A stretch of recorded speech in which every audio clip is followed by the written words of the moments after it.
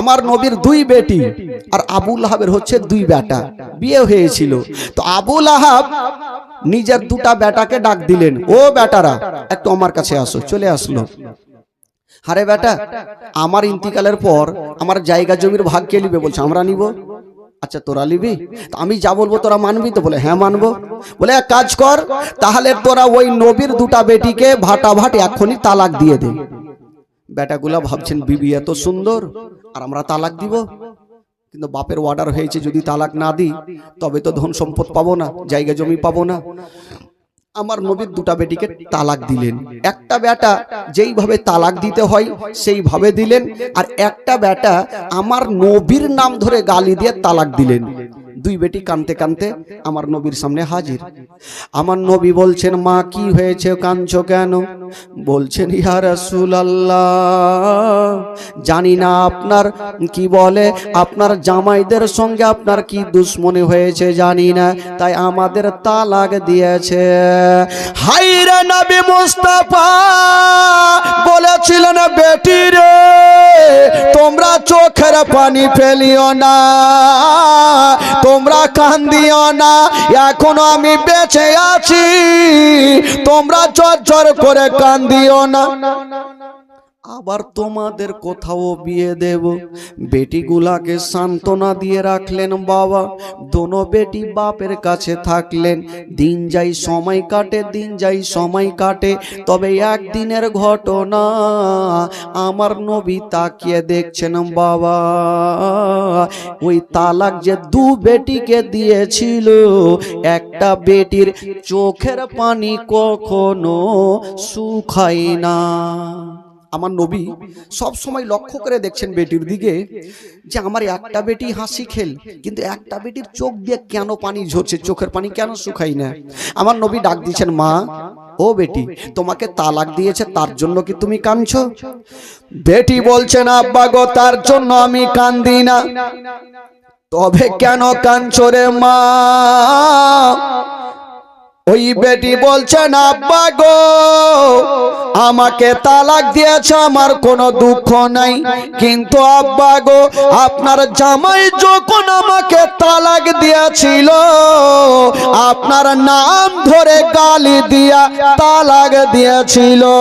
ইয়া রাসূলুল্লাহ, ওই গালি শব্দখানা যখন আমার মনে পড়ে যায়, তখনই আমার অন্তর খানা ফেটে যায়। আব্বা আমাকে তালাক দিয়েছে তার জন্য আমি কান্দি না, আপনার নাম ধরে গালি দিয়েছে, আর এই গালিটা যখন আমার মনে পড়ে আমার চোখ দিয়ে পানি ঝরে।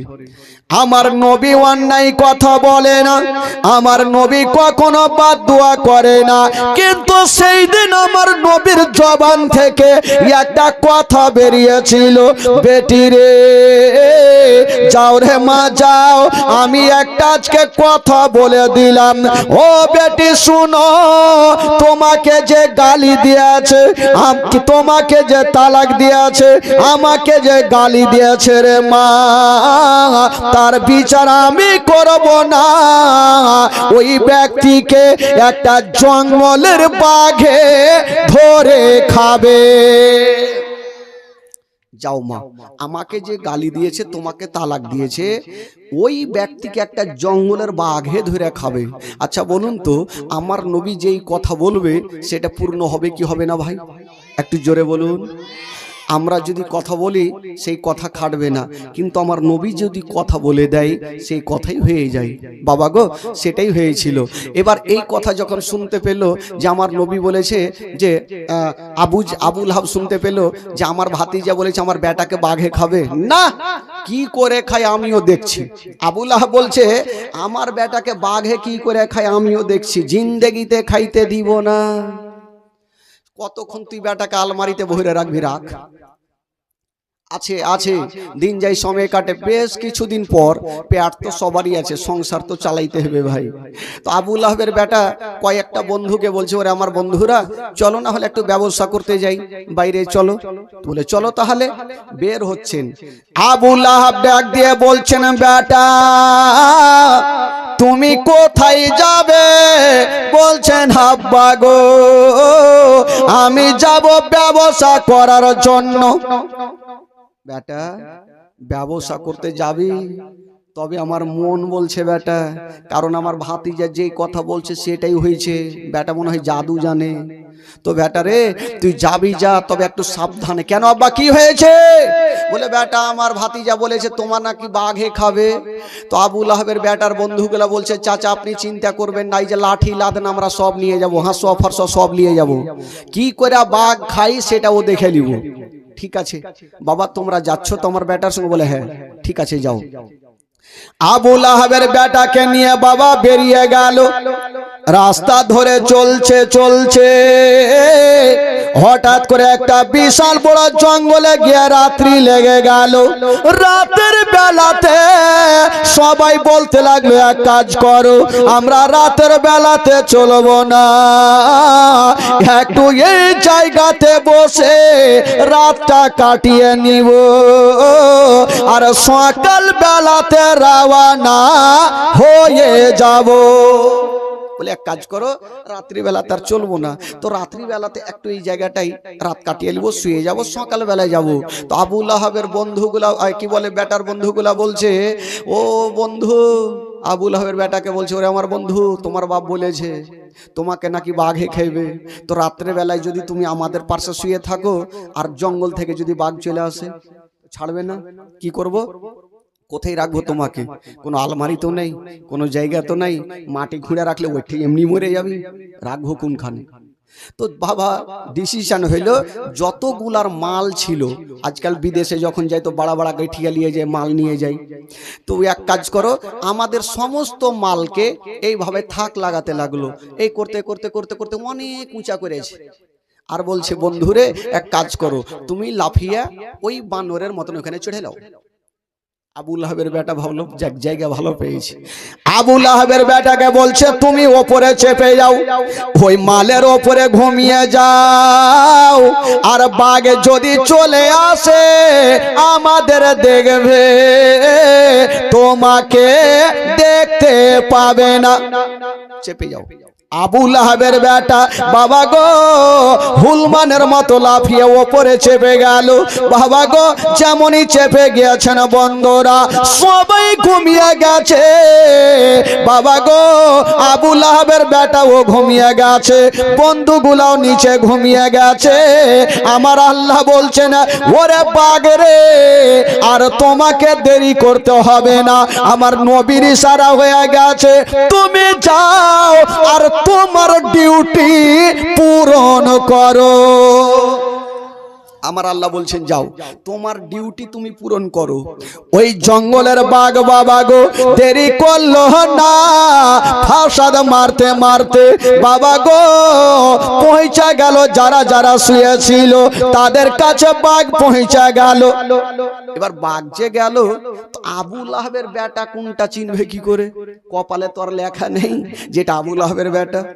বাঘ কি করেছিল বন্ধুরা কেতাবে লেখক লিখছেন যারা যারা শুয়েছিল প্রত্যেকের কাছে বাঘ নাক লাগাইয়া যেন শুনতে আরম্ভ করে দিয়েছেন। বাবা বাঘকে জিজ্ঞাসা করা হলো বাঘ রে তুই কোন কলেজে পড়েছিস, তুই কোন স্কুলে পড়েছিস যে নাক দিয়ে তুই চোরকে ধরবি? বাঘ উত্তর দিয়েছিল শোনো যে নবীকে গালি দেয়, নবীর বেটিকে তালাক দেয়, তার মুখখানা খব্বিশের মতো গন্ধ করবে, এই জন্য আমি নাক দিয়ে শুঙে শুঙে চোরকে ধরতেছিলাম। নবীকে যে গালি দেয়, নবীর বেটিকে তালাক দেয়, তার মুখখানা দিয়ে তো আর সেন ছুটবে না, দুর্গন্ধ বের হবে, তার জন্য আমি নাক দিয়ে শুঙে দেখছি কার মুখ থেকে গন্ধ আসছে। যারা যারা শুয়েছিল প্রত্যেকের কাছে বাঘ নাক লাগিয়ে দিল।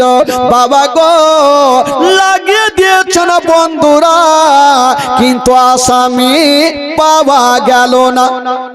বাঘ তো আর চালাক কম নেই, আল্লাহ যাকে ছাড়বে না ও যত চেষ্টা করুক বাঁচতেও পারবে না।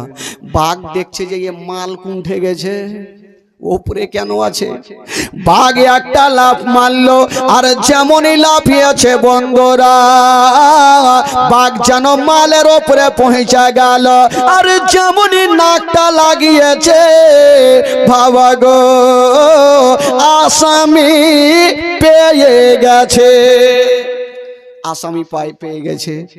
আর যেমনই আসামি পেয়েছে ভাই, একটা পা বুকের উপরে রেখেছে। আবু লাহাবের বেটা ঘুম থেকে খালি চোখটা খুলেছে আর বলছে মা। আপনি চিন্তা করেন, ঘুমিয়ে উঠে যদি বাঘের নাক মুখ দাঁত দেখেন তো ঠিক থাকবেন ভাই? এমনি ডায়রিয়া নেমে যাবে। আবু লাহাবের বেটা বাপ গে বলে উঠেছে, মা গে বলে উঠেছে। বাঘ বলছেন ওরে আবু লাহাবের বেটা, তুই নবীকে চিনতে পারলি না, নবীর বেটিকে চিনতে পারলি না, তুই নবীকে গালি দিয়েছিস, আজ নবীর বেটিকে তালাক দিয়েছিস। ওরে আবু লাহাবের বেটা, এখন মরার জন্য তৈরি হয়ে যায়। আবু লাহাবের বেটা বলল ছেড়ে দাও, আমি আর অন্যায় কাজ করব না। বাঘ বলেছিল ওরে আবু লাহাবের বেটা, আমি তোমাকে জিন্দা রাখবো না, আমার মন খানা অতক্ষণ পর্যন্ত শান্তি হবে না যতক্ষণ তোকে মার্ডার না করেছি। জঙ্গলের বাঘটা বাবা গো বুকে একটা থাবা মেরে দিল, আর বুকটাকে চিরে দিয়া কলেজাকে টান মেরে বাহির করে জমিনে ফেলে দিয়েছেন। বাবা গো এক ফোঁটা রক্ত পর্যন্ত খাইনি। বাঘ জমিনে ফেলে দিয়া কলেজাকে টান মেরে ফেলে দিয়া বাঘ যেন চলে যাচ্ছেন রাস্তা ধরে, আর পিছনে ঘুরে বলছেন ওরে আবু লাহাবের বেটা, এই বাঘ যদি কাল কিয়ামত পর্যন্ত না খেয়ে থাকে, অনাহারে থাকে রাজি, তবুও তোর মতো দুশ্মনের রক্ত মাংস এই বাঘ খাবে না। কাল কিয়ামত পর্যন্ত যদি না খেয়ে থাকতে হয় তাও রাজি, তোর মতো দুশ্মনের রক্ত মাংস এই বাঘ খাবে না। তাহলে নবীকে যারা গালি দেয়, আপনি চিন্তা করেন তাদের মুখখানা কত খুব বিশ্বের মতো গন্ধ করে। কেউ বলে নবী আমাদের মতো, যদি তোদের মতো হয় তো তুই একটা বাঘকে বইলে দেখ যে বাঘরে ওকে খাইয়াই, ওকে খাইবে না তোকে এসে খাইবে। বাবা গো আমার নবীর জবান থেকে যা বেরিয়ে যায় সেটাই হয়ে যায়। এবার আবু লাহাবের বেটা তো শেষ, বাঘ চলে গেছে। সকালবেলাতে লোকজন ঘুম ভাঙলো, বলছে বন্ধুকে নামাও। যেমনই বন্ধুকে নামাইছে, আর বন্ধু আছে ওর কইয়া নেই, রক্তলাহা চলে গেছে। এই খবরটা আবু লাহাবের কানে। তো আবু লাহাব তো যা বদমাস ছিল, তার বিবি আরো বদমাস। তার বিবির নাম কি বললাম? আবু লাহাবের বিবির নাম কি বললাম ভাই? জামিলা। তো উনি করে না আছে, একটু বলতে হবে। জামিলা। ওই জামিলা বলছে আমার ভাতিজার কারণে আমার বেটাকে বাঘে খেয়েছে, আমি জিন্দা রাখবো না। আবু লাহাবকে বলছে স্বামী গো আপনি পারলেন না, আমি যাব। একখানা পাথর এই বোল্ডার নিয়েছে, আর আঁচলের মধ্যে কাপড়ের মধ্যে বেঁধে দিয়ে চলে যাচ্ছেন নবীকে মার্ডার করতে। যেমনই যাচ্ছেন নবীর বাড়িতে গেল, বাবা গো নবীকে বাড়িতে পাওয়া গেল না। এবার কোথায় যাবে না বাবা, চলে যাচ্ছেন কাবা ঘরের দিকে। যেমন যাচ্ছেন বাবা, এক জায়গাতে এক সাইডে আবু বকর সিদ্দিক বসে আছেন, আর তার পাশে আমার নবী বসে আছেন। আবু বকর বসে আছেন, পাশে আমার নবী বসে আছেন, আর জামিলা পাথর খানা নিয়া বাবা গো আমার নবীকে মারার জন্য যেমনই কাবা ঘরে ঢুকতে যাবে, যার দুনিয়াতে কেউ নাই তার আছে মহান আল্লাহ। আল্লাহ বলল ও জিবরাইল দেরি করো না, তাড়াতাড়ি করে যাও, আজকে আবু লাহাবের বিবি জামিলা আমার নবীকে মারার জন্য যাচ্ছে, তুমি যাও ওই জামিলার চোখে তুমি হাতখানা বুলিয়া দাও, পর্দা করে দাও, আমার নবীকে যেন দেখতে না পাই। জিবরিল আমিন ফেরেশতা সাঁ করে হাজির হয়ে গেল, জামিলার চোখে হাতখানা বুলিয়ে দিল, পর্দা হয়ে গেল, নবীকে দেখতে পাবে না। যেমনই পর্দা হলো জামিলা কাবা ঘরে ঢুকে গেল। কাবা ঘরে ঢুকেছে তো আবু বকর সিদ্দিককে দেখতে পাচ্ছে, আমার নবীকে দেখতে পাই না। জোরে বলুন সুবহানাল্লাহ। তো ফান ফান করে কিন্তু আবু বকরের কাছে যাইছে, জিজ্ঞেস করবে তোমাদের নবী কই। যাচ্ছে তো আবু বকর ওর ধারণ চারণ দেখে বলছে নবী গো আপনার চাচির ঢং মং ভাল লাগে না, আজকে কি যে করবে জানি না। আপনার চাচা পারলো না, কিন্তু চাচি চলে আসছে। আমার নবী বলছেন আবু বকর আসতে দাও। বলছেন না, উনার কাটিং দেখা বোঝা যাইছে আপনাকে মারার জন্য আসতেছে। আমার নবী বলছেন আবু বকর তুমি চিন্তা করো না, আমার চাচি আমাকে মারতে পারবে না। জামিলা সা করে গিয়া আবু বকরের সামনে দাঁড়িয়ে গেল। আবু বকর তোমাদের নবী কোথায়? আবু বকর মনে মনে বলছে এই পাগলি কি কানি হয়ে গেছে নাকি রে, মানে নবী তো আমার পাশে বৈশা আছে আর ই বলছে নবী কোথায়। আবু বকর বুঝে গেল আল্লাহর হুকুমে হতে আর চোখে পর্দা হয়েছে, আর না হলে গর্দা হয়েছে, কিছু একটা হয়েছে, তো দেখতে পেল না। তো আবু বকর জিজ্ঞাসা করছেন যে আমার নবীর সঙ্গে তোমার কিসের দরকার? বলে কিসের দরকার? ওই কাপড়টা খুলে দিয়া একখানা বোল্ডার পাথর বের করছেন আর বলছেন আবু বকর এই যে পাথরখানা এনেছি তোমাদের নবীকে জিন্দা রাখবো না, আমার ভাতিজাকে জিন্দা রাখবো না। ও যুবক বন্ধুরা, আবু বকর বলছেন যাও যাও, আমার নবীকে তুমি কখনো দেখতে পাবে না। বাবা গো, জামিলা চলে গেল। আবু বকর আমার নবীকে জিজ্ঞাসা করছেন ইয়া রাসূলুল্লাহ, ইয়া হাবিবাল্লাহ, নবী গো আপনি তো আমার পাশে বসে আছেন, আপনার চাচি কেন দেখতে পেল না? আমার নবী বলছেন আবু বকর শুনে নাও, শুনে নাও, আল্লাহ যাকে মারবে কেউ বাঁচাতে পারবে না, আর আল্লাহ যাকে বাঁচাবে কেউ মারতে পারবে না। আমার আল্লাহ আমার রক্ষা করবে। ও আবু বকর শুনো, আমার চাচির চোখে আমার আল্লাহ পর্দা করে দিয়েছেন, এই জন্য আমাকে দেখতে পেল না। জোরে বলুন, আমাকে দেখতে পেল না। তো বাবা গো কত না কত আমার নবীকে কষ্ট দিয়েছেন। আমার নবী যত আমার নবীকে কষ্ট দিয়েছেন, আমার নবী তত ইসলামের দাওয়াত দিয়েছেন। বাবা গো, ইসলামের দাওয়াত দিতে দিতে আমার নবী যখন আমার নবীর কালেমা কি বলে কথা শুনে কালেমা পড়ে মুসলমান হয়ে যায়। তো আবু জেহেল যখন নবীকে পারলো না, তো গ্রামে গ্রামে মাইকিং মানে ঢোল দিতে লাগলো, নবীর কথা শুনিও না, নবীর কথায় জাদু আছে, নবীর কথা মিষ্টি আছে। তো আবু জেহেল তোর কথা কে শুনবে? যারা মোটা বুদ্ধা তারাই শুনবে। আর মোটা বুদ্ধা কারা? সব থেকে মোটা বুদ্ধা হইল জোয়ারা। এরে বাপ রে, কত খুশি। হ্যাঁ, দুনিয়ার মোটা বুদ্ধা। বেরাদার বন্ধুগণ, তো আবু জেহেলের কথা শুনে কিছু কিছু মা বহিরা চিন্তা করলো না মক্কাতে থাকবো না, নবীর সঙ্গে দেখা হবে। যদি থাকি তাহলে জানি না নবী কোন কথা বলবে, জাদু করে দিবে আর তার কলমা পড়তে হবে, থাকবোই না, ঝামেলাই করব না। এই বাবা বাড়ি ঘর ছাইরা সব আত্মীয় স্বজনের, কার কে বেটির বাড়ি, কে বেটার বাড়ি, কে আত্মীয়র বাড়ি, সব চলছে চলছে। তো এদের মধ্যে একটা বুড়ি জান ছোট আর এই বড় পুটলি নিয়েছে, নিয়ে যেতে পারে না, গাছের তলাতে বসে বসে কাঁদছে। কোন নবীর চক্করে পড়লাম যে গ্রাম ছেড়া ভাগতে হয়েছে? কানতে ছিল, আর আমার নবী ওই রাস্তা ধরে চলে যাচ্ছে। আমার নবী চিনতে পারলো বুড়িকে। মা, ওরা কি হলো রে বেটা? বুড়ি কিন্তু আমার নবীকে চিনে না, আমার নবী তো ঠিকই চিনে। মা গো, তুমি গাছের তলাতে কাঁদছো কেন মা? বলে বেটার বলিও না তো, মন মিজাজ ভালো নাই। কি হয়েছে? বলে শুনেছি মক্কা নগরে নাকি একটা নতুন নবী এসছে, তার কথায় মিষ্টি আছে, জাদু আছে, তার জন্য ভাগছি। আমার নবী বুঝে গেল এ বুড়ি আমার লাগে ভাগছে। আমার নবী বলছেন আজকাল যদি কেউ কাউরির জন্য ভাগে, ভয়ে দুশ্মনী থাকে আর ভাগে, তো ফারাক্কা ব্রিজে যদি দেখা হয় তো ওকে ফেলবো কি ফেলবো না? তোকে এঠে ফেলে দিব। কিন্তু আমার নবী হচ্ছে রাহমাতুল লিল আলামিন। জোরে বলুন সুবহানাল্লাহ। আমার নবী বলছেন চাচিমা, তোমারই এত বড় পুটলি তো তুমি নিয়ে যেতে পারছো না, এক কাজ করো, তোমার পুটলিখানা আমার কাঁধাতে দাও, আর তুমি চলো, তুমি যেইখানে যাবে তোমার এই পুটলিখানা সেইখানে পৌঁছে দিব। জোরে বলুন সুবহানাল্লাহ। তো বুড়ি বলছে বাপরে, ভালো গাড়ি পেয়েছি, তাহলে পাইলে যাব না কেন? ঠিক আছে, আমার নবীর কাঁধাতে দিয়েছেন।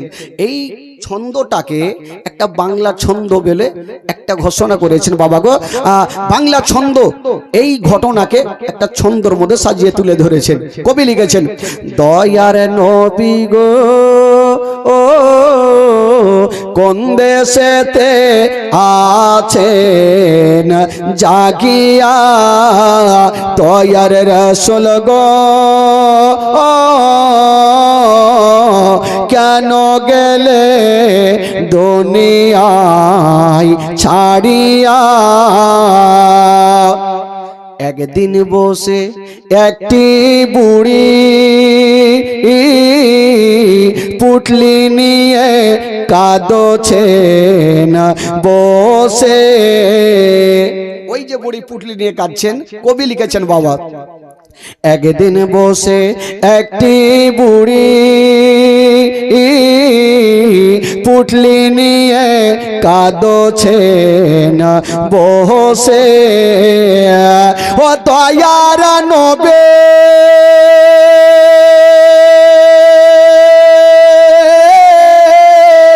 বুড়ের পুটলি খানা দিলেন পৌঁছায়া আছেন জাগিয়া, দয়ার নবী গো কেন গেলে দুনিয়ায় ছাড়িয়া। আচ্ছা ভাই, কেউ কাউরি যদি উপকার করে তো তার নামটা জানা দরকার আছে কি নেই ভাই? জোরে বলুন, আছে কি নেই? এখানে আমি জীবনী করতে এসেছি, ভালো যদি লাগে তো লোকজন তো আলোচনা করবে, খুব ভালো হয়েছে বাবা তোমার বাড়ি কোথায়, নাম কি ধাম কি, আর অবশ্যই জানবে। আর যদি জীবনী না ভালো হয়, তোর নামটা তো দূরের কথা, আগে ভাগাওয়াকে, কিছু করার নেই। তো নবী যখন বুড়ির পোটলিখানে পৌঁছে দিয়েছেন, তো বুড়ি বলছে, বাপরে এত সুন্দর ছেলে আমি জীবনে দেখিনি। বাবা তুমি তোমার পুটলি পৌঁছে দিলে, তো তোমার নামটা একটু বলে দাও। আমার নবী বলছেন, মা গো আমার নামখানা যদি বলি মা, তুমি মুখের ভরে পড়া যাবে। কেন রে বাবা, তোমার নাম কি এত শক্ত আছে? শুনলেই পড়ে যাব। আমার নবী বলবে না, আর বুড়ি আমার নবীর হাতখানা ছাড়ে না, নাম না বললে আমি ছাড়বো না। কবি লিখেছেন, বুড়ি বলেন ওরে সোনা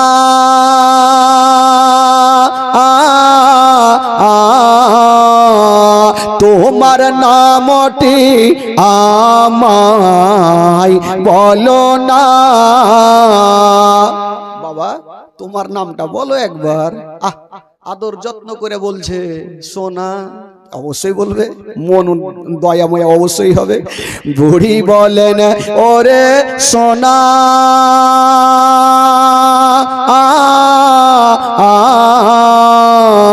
তোমার নামটি আমায় বলো না, তোমার নামটি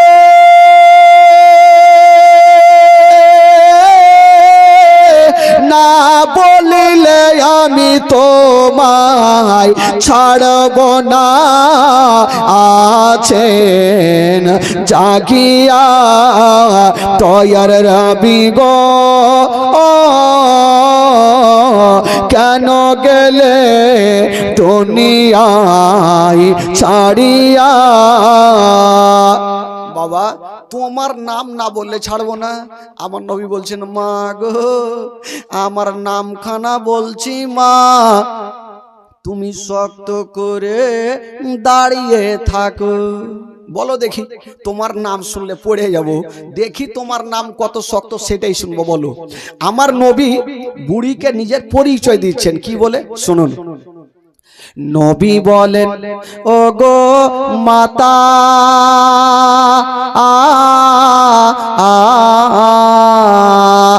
যার ভয়েতে আসিলেন হেথা। নবী বলেন ও গো মাতা যার ভয়েতে আসিলেন হেথা, ও সে যে আমি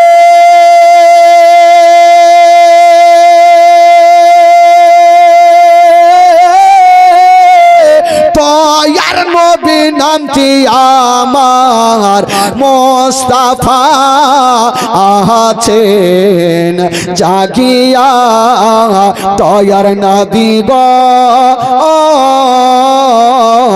কেন গেলে দুনিয়ায় ছাড়িয়া। এই কথা বলতে নেই বুড়ির দুটা চোখ দিয়ে ঝরঝর করে পানি। আহারে, যাকে আমি জাদুঘর মনে করতাম আসলে জাদুঘর এই নয়। জাদুঘর যদি হয় তাহলে আবু জেহেলি হবে জাদুঘর। ইনি তো সত্যি আল্লাহর নবী যে পরের উপকার করে। বুড়ি তখন কি বলছেন শুনেন। বুড়ি বলেন ওরে ছেলে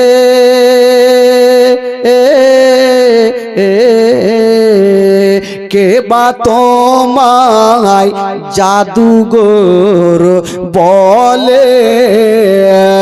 বুড়ি বলেন ওরে ছেলে কে বা তোমায় খারাপ বলে। ও জলদি করে